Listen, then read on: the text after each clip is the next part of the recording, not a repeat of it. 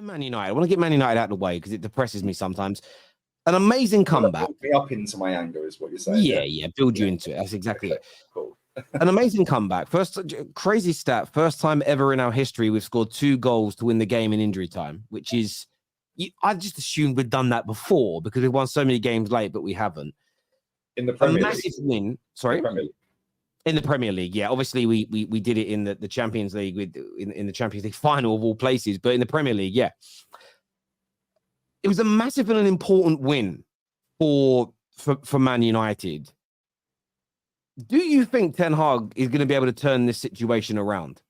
Or do you think it's the writings on the wall? It's just delayed the inevitable.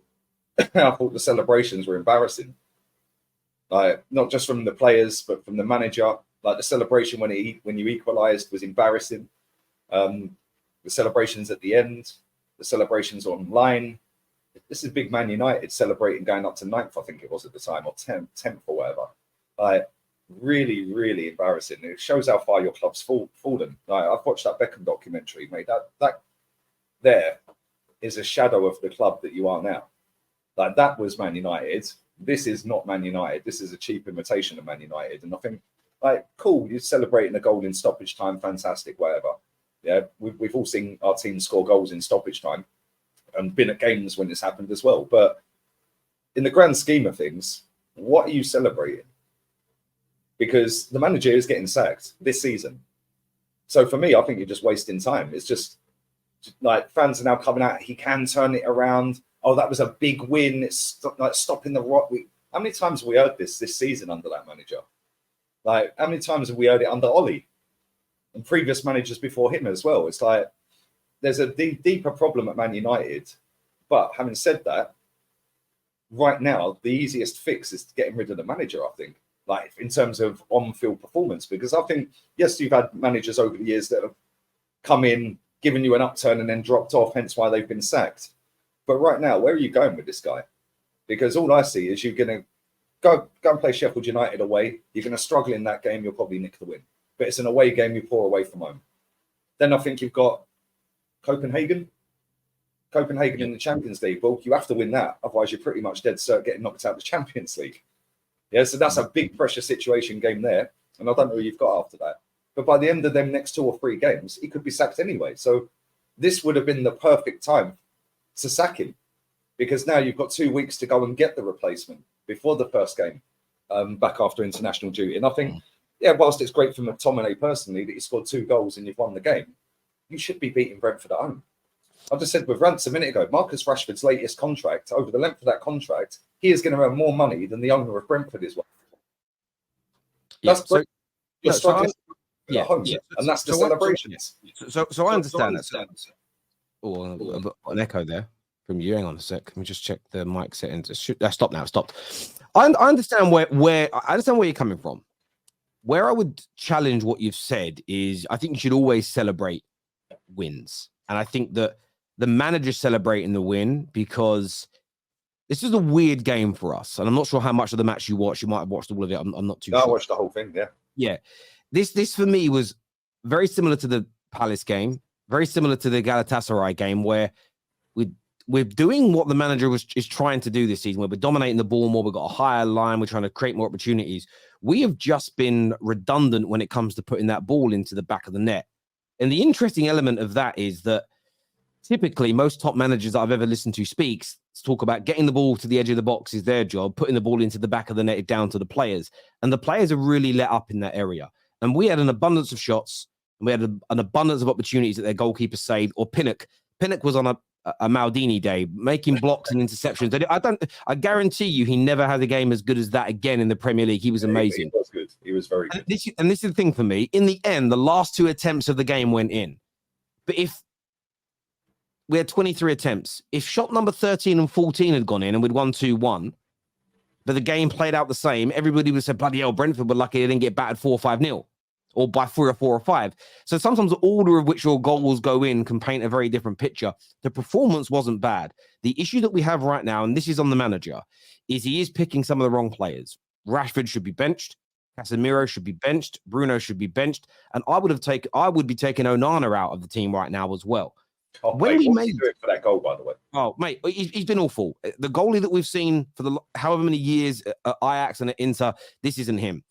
The manager's got to make those changes. The way in which we're playing football, holding onto the ball, the areas in which we're getting into, I'm very happy with.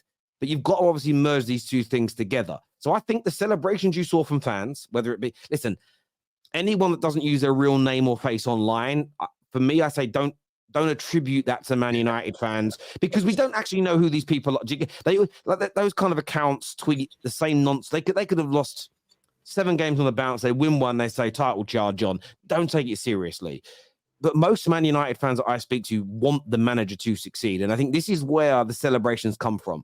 As much as I'm criticizing Ten Hag, as much as I've got fear that he may lose his job, I want him to succeed. The reason I want him to succeed isn't, as you would maybe call it, kind of too much of an attachment to an employee. It's nothing to do with that. I like Ten Hag, but it isn't about him. You said earlier on there's deeper problems, but the easiest fix, maybe in terms of performances, is sacking the manager. In the short term, you're right. In the long term, you said it before. Until the Glazers go, you won't be back. So for me, I want us to buck a trend.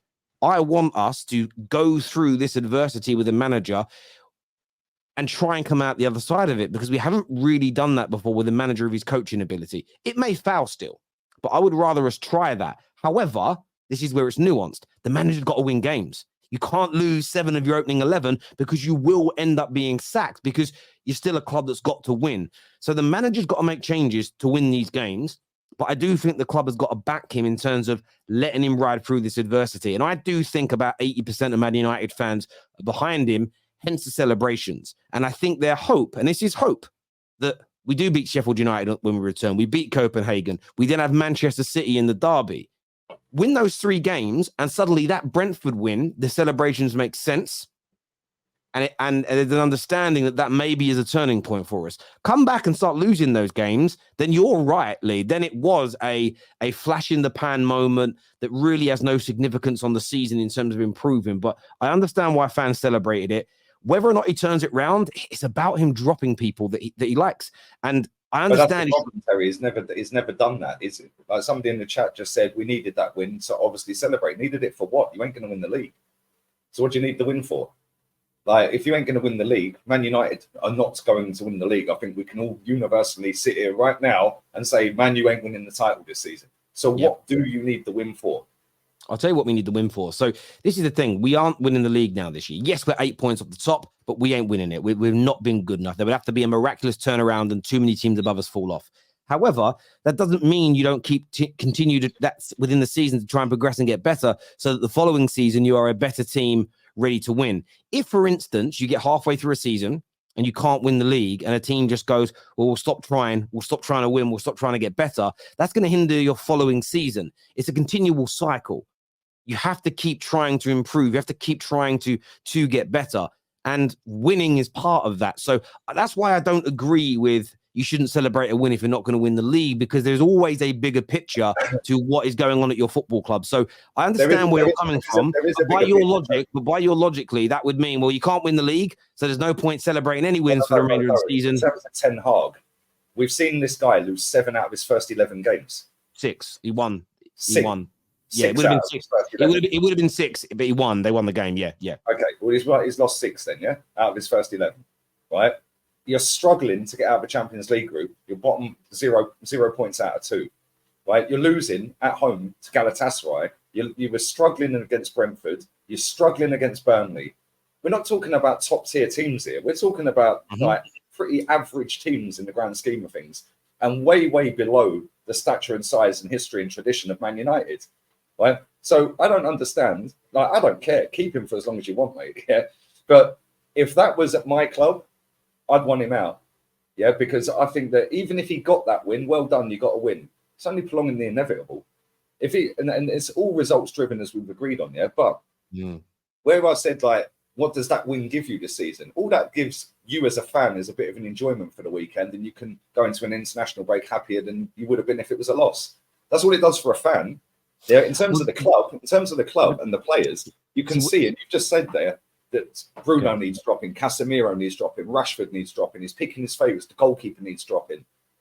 But do you genuinely deep down think that he's going to do that?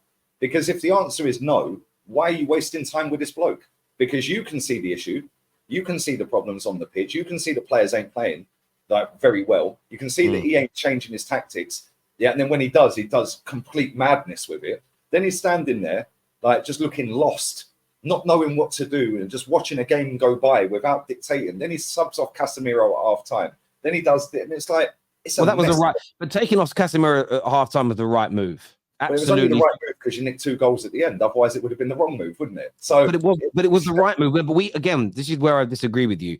It was the right move. I've seen people try and play it down. How dare you take a 5 times Champions League winner off because he was awful? So when people say he isn't going to drop at half time, Terry, to be fair, sorry, you could have subbed off any of them at half time. But Casemiro, in terms of the engine room in the midfield, was disgraceful, and he hasn't been very good all season. So this weird notion that's come out that, well, why'd you taking a 5 times Champions League winner off? This actually goes against the narrative that he isn't going to drop any of his so-called favourites, because Casemiro has been a player from the second he signed. He didn't start the first few games as he was getting his fitness up. As soon as he had the fitness, when he's been fit and or not suspended, he has started every single game. To be fair.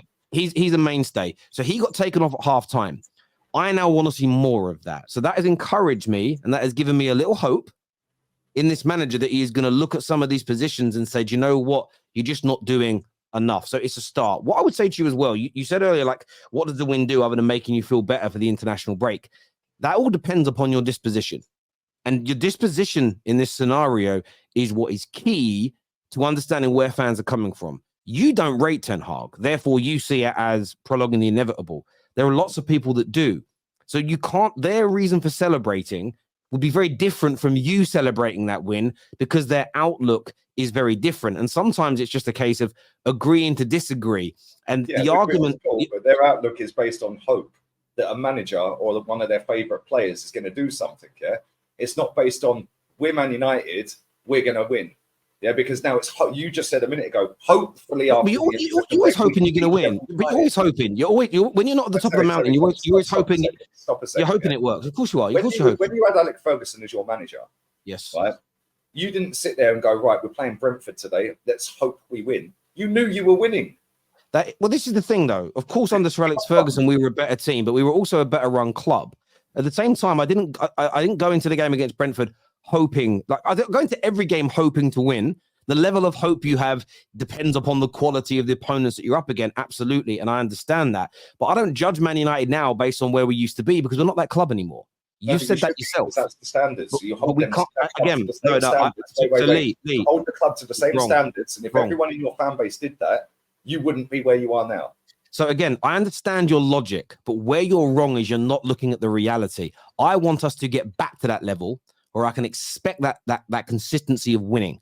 The problem is, and you've said it on other shows, the Glazers have ruined the club. So if the Glazers have ruined the club and have knocked it down, my expectations at this stage are not going to be the same as they were under Sir Alex Ferguson. My expectations are for us to get back to that level. Back to the point we were actually talking